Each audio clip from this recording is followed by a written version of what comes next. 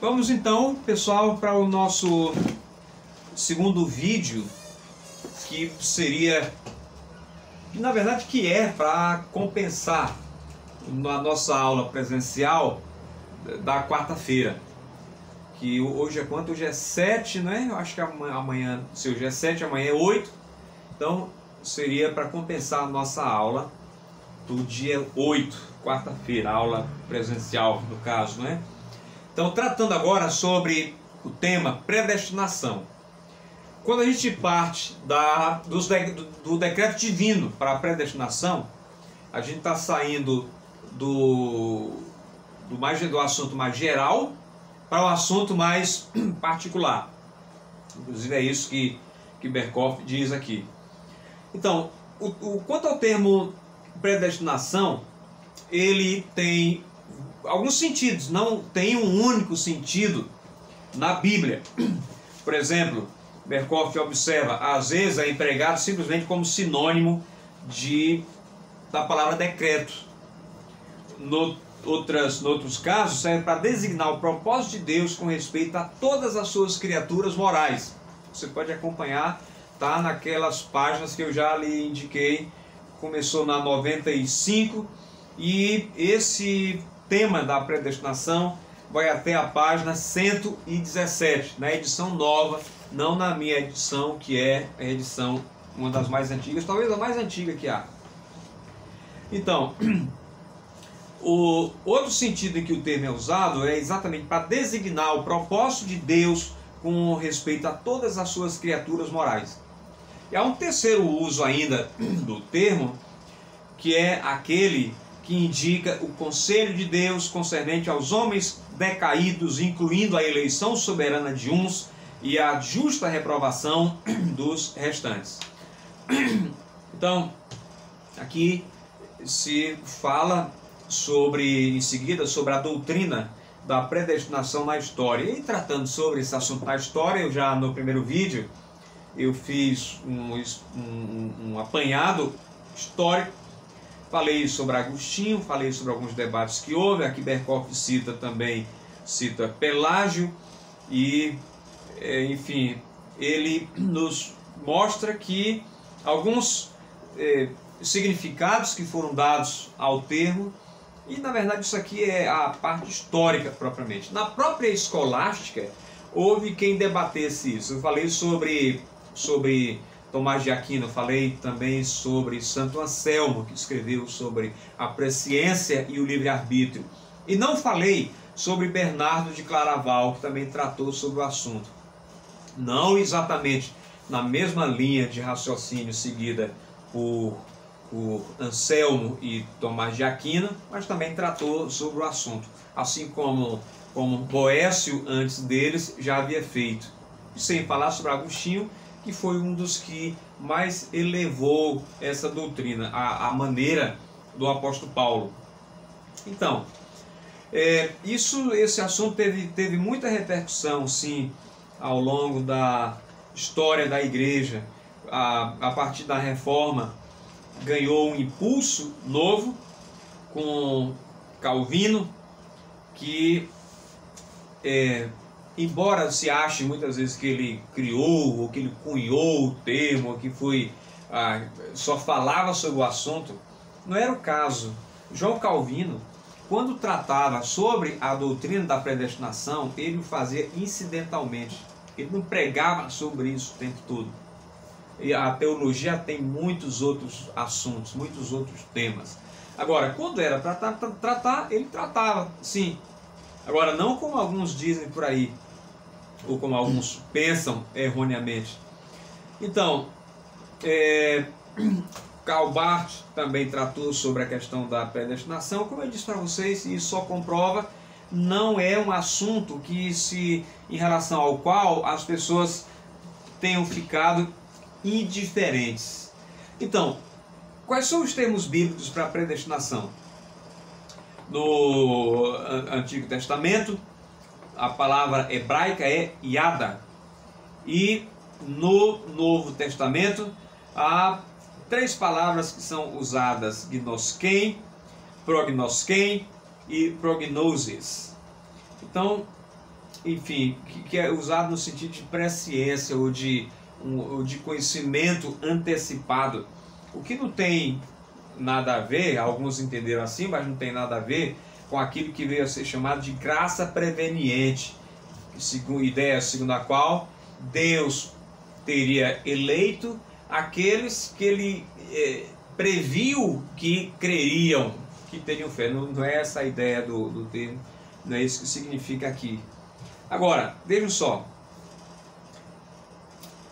Berkhoff continua tratando aqui sobre as palavras gregas, assim como sobre as palavras hebraicas, e ele diz, especificamente nesse último tópico, as palavras gregas protithenai e prothesis, ele diz que eles se referem ao propósito de Deus de predestinar certos homens para a salvação, como a gente vê em Romanos capítulo 8, versículo 9, também em Romanos capítulo 9, versículo 11, que é o capítulo em que o apóstolo Paulo trata sobre Deus ter amado a Jacó e aborrecido a Esaú, e depois ele volta a abordar isso na carta aos Efésios, capítulo 1, também no versículo 11, capítulo 1, versículos 9 e 11, e em 2 Timóteo 1:9. Agora, pessoal, quanto ao autor e os objetos da predestinação, então, claramente o autor é Deus. Agora, vejam, o decreto da predestinação Berkhoff diz aqui, em todas as suas partes, um ato concomitante das três pessoas da Trindade, que são uma só em seu conselho e em sua vontade. Isso é um dado muito importante sobre a doutrina da Trindade. Ou seja, a Trindade é uma só. Não só é igual em substância, iguais em poder e glória. A Trindade é uma só em termos da sua vontade, em termos do seu conselho e da sua vontade. Agora, quanto à economia da salvação, eu expliquei para vocês em sala de aula o significado da palavra economia. Economia vem da palavra grega oikos, são duas palavrinhas, oikos, que significa casa, e da palavra nomos, que é lei. Então, oikonomia seria exatamente a administração da casa, ou as leis, as regras que vão ser aplicadas na gestão da casa. Então, aqui aplicada a questão da salvação, tem a ver com o papel de cada pessoa. Como é que a salvação vai ser administrada? Que papel cada pessoa da divindade vai desempenhar quanto à salvação? Então, na economia da salvação, como nos é revelado na Escritura, o ato soberano de predestinação é atribuído mais especificamente ao Pai. Tá? Isso a gente tem em mente a economia da salvação. O Pai teve essa parte, que foi o ato soberano de predestinação. Então, quanto ao autor da predestinação, quem é? É o Pai, Deus Pai. E quanto aos objetos da predestinação, então, olha só, em distinção do decreto geral de Deus, a predestinação só diz respeito às criaturas racionais de Deus. Então, algumas vezes se refere aos homens decaídos, mas o fato é que o termo é empregado no sentido mais amplo, e aqui ele é utilizado no sentido mais abrangente, para incluir todos os objetos da predestinação. E essa inclui as criaturas racionais criadas por Deus. Sobre os objetos da predestinação. Então, todos os homens, bons e maus.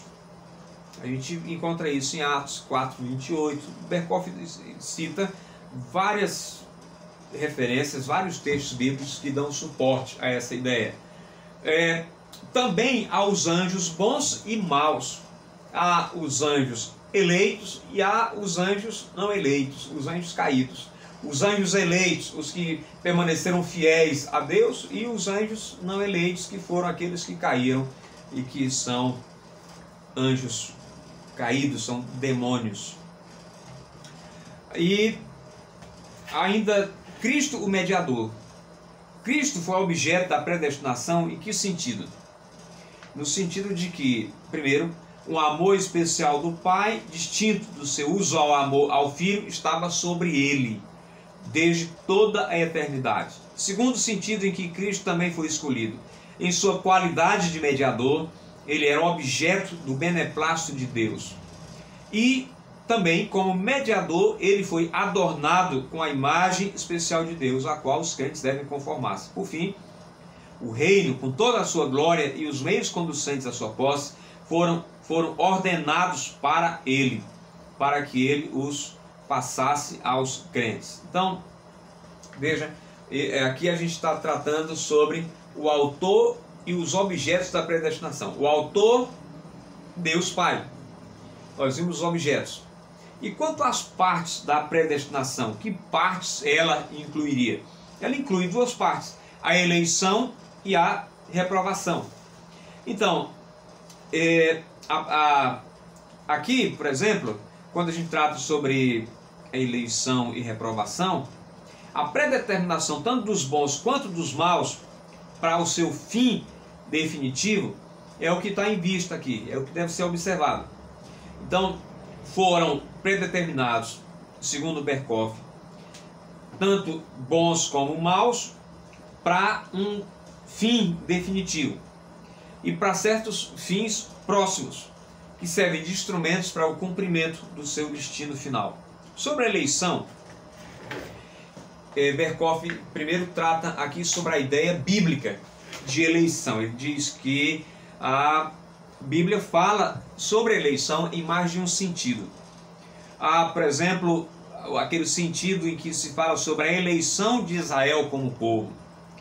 Israel, enquanto povo, foi eleito para privilégios especiais e serviço especial. Outro sentido em que o termo eleição é usado é quanto à eleição de indivíduos para algum ofício ou para a realização de algum serviço especial, como Moisés, por exemplo, e os sacerdotes, assim como os reis, os profetas e os apóstolos. Agora, há também a eleição de indivíduos para serem filhos de Deus e herdeiros da glória eterna. Berkhof agora diz o seguinte: essa última é a eleição considerada como parte da predestinação. Pode-se definir como eleição como sendo o ato eterno de Deus pelo qual ele, em seu soberano beneplácito e sem levar em conta nenhum mérito previsto nos homens, escolhe. Então veja, aqui nessa definição, Berkhof descarta aquela ideia de graça preveniente, a de que Deus previu, ou a de que aqueles a quem Deus quis salvar, ele primeiro colocou a sua graça neles para os predispor. Então, Berkhof diz: Deus escolhe um certo número deles para receberem a graça especial e a salvação eterna. Mas, resumidamente, pode-se dizer que a eleição é o propósito de Deus de salvar certos membros da raça humana em Jesus Cristo e por meio dele. Quais são as características dessa eleição, segundo Berkhof? Eu aproveito para dizer aqui, você encontra isso tanto em Sproul, quanto em Grudem, quanto em J.I. Packer, quando ele trata sobre isso, e na grande maioria dos teólogos protestantes, evangélicos, clássicos. Bom, então vejam aqui o seguinte: a primeira característica da eleição e dos decretos em geral são idênticas. E é a seguinte: a eleição é uma expressão da vontade soberana de Deus, do beneplácito divino. Essa é a primeira característica da eleição. A eleição expressa a vontade soberana de Deus. A soberania de Deus, aliás, é aquilo que a W. Pink define como o exercício da sua supremacia. Deus é supremo. O apóstolo Paulo passa essa ideia quando diz: quem deu a ele para que me venha a ser restituído? Ninguém. Deus é soberano, ninguém dá ordem, ninguém exige, ninguém pode, por assim dizer, ninguém dá conselho a Deus. Deus é soberano. A sua vontade prevalece sobre tudo e sobre todos. Agindo Deus, diz o profeta, quem impedirá? Então, uma segunda característica, eu estou pulando aqui para o vídeo, porque eu tenho que tratar mais especificamente sobre a eleição, é que é imutável e, portanto, torna-se segura e certa a salvação dos eleitos. Mas e quando alguns dizem o seguinte: bom, há uma visão chamada hipercalvinismo, que na verdade não é calvinismo, é uma distorção do calvinismo, que diz que não se deve evangelizar. Ou pelo menos qual é o sentido em que se evangeliza, se Deus já decretou, predestinou? Muito ao contrário. Veja, o problema é que há muitas incompreensões. Vocês sabem que na história da igreja, um dos homens que mais evangelizou, que mais demonstrou compaixão pelas almas foi George Whitefield. George Whitefield era alguém que acreditava na eleição, como Berkhof está ensinando aqui.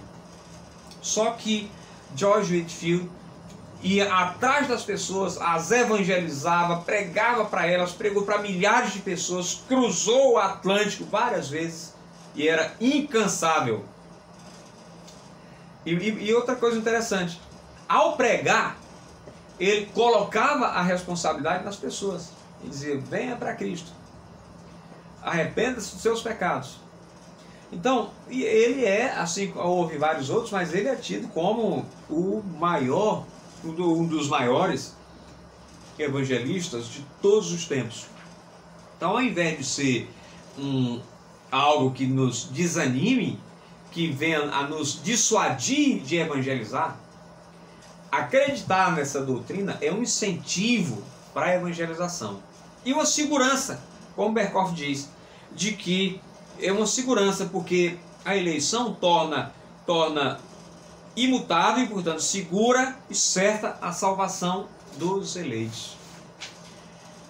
Outra característica da eleição é que ela é eterna, isto é, ela se deu desde toda a eternidade. Ela é incondicional, porque Deus não olhou para você: bom, esse é bonito, ou esse aqui vai fazer isso, ou esse aqui é bonzinho, ou esse vai... Não, ela é incondicional. Deus nos viu a todos como pecadores e se dispôs, se moveu na nossa direção a fim de nos salvar. Essa eleição que é incondicional é também irresistível. Inclusive esse é um dos chamados 5 pontos do calvinismo: graça irresistível. E não é que Deus violente a vontade humana. Há um dispositivo na graça de Deus pelo qual, ao nos chamar, aquilo que nós não queríamos antes, agora é tudo que nós queremos. Nós queremos a Deus. Tem a ver com o que Jeremias fala sobre um novo coração, sobre tirar Deus, o nosso coração de pedra, e substituí-lo por um coração de carne, temente ao Senhor. Uma última característica, segundo Berkhof, é que ela não merece a acusação de injustiça. Deixa eu desenvolver um pouquinho mais esse ponto, lendo aqui a partir do que Berkhof diz, porque essa é uma das questões, uma das reclamações que muitas pessoas fazem por aí. Bom, mas a eleição é injusta, a predestinação, como é que Deus escolhe um e pretere o outro e tal? Vejam, Berkhof diz o seguinte: o fato de que Deus favorece alguns e passa por alto outros não dá direito à acusação de que sobre ele pesa a culpa de agir com injustiça. Só podemos falar de injustiça quando uma parte pode reivindicar algo de outra. E o que é que o homem pecador, que é descrito pelo apóstolo Paulo como estando morto em seus delitos e pecados, pode reivindicar da parte de Deus? Se Deus devesse o perdão do pecado e a vida eterna a todos os homens, seria injustiça se ele salvasse apenas um número limitado deles. Mas o pecador não tem absolutamente nenhum direito ou alegação que possa apresentar quanto às bênçãos decorrentes da eleição divina. De fato, ele perdeu o direito a essas bênçãos. não somente não tem direito de pedir contas a Deus por eleger uns e omitir outros, como também devemos admitir que ele seja perfeitamente justo se não salvasse ninguém. Então, pessoal, para ficar claro, essa não é uma doutrina de um grupo ali, essa é uma doutrina que foi aceita, que foi ensinada pelos evangélicos em grande número, ou na sua maior parte, da Reforma em diante. Então, quer dizer, essa concepção dos decretos, da predestinação, da eleição, não era uma visão minoritária na igreja. Ao contrário, era uma visão majoritária. Isso começou a mudar um pouco, começou a se perder de vista essa visão da soberania de Deus de 100 anos para cá. A partir do advento, na medida em que a Bíblia foi desacreditada, foi sendo vista como menos do que a palavra de Deus, é que essas grandes doutrinas da graça começaram a ser alijadas, a serem colocadas em segundo plano. Não é interessante isso? Que hoje, em grande parte, haja uma visão errada quanto à evangelização. J.I. Packer, por exemplo, tem um livrinho sobre evangelização, a soberania de Deus e a evangelização. Foi traduzido para português, não sei qual foi a editora, mas está aí, um livrinho pequeno, uma leitura muito boa, que nos dá uma visão mais bíblica do que seja evangelização. Então, correndo aqui, porque há a gente termina essa parte aqui tratando sobre duas visões que causam muito debate hoje, que são significadas pelos termos supra-lapsarianismo e infra-lapsarianismo. Então aqui Berkhof, na parte final dessas páginas que eu falei para vocês, da 95 a 117, na 95, na edição nova de Berkhof, ele trata sobre o decreto divino, e ele vai até a página 117, nessas últimas páginas, tratando sobre a doutrina da predestinação. Essa paginação aqui é a da edição nova. Na minha edição, que é mais velha, Berkhof trata sobre o supra e o infralapsarianismo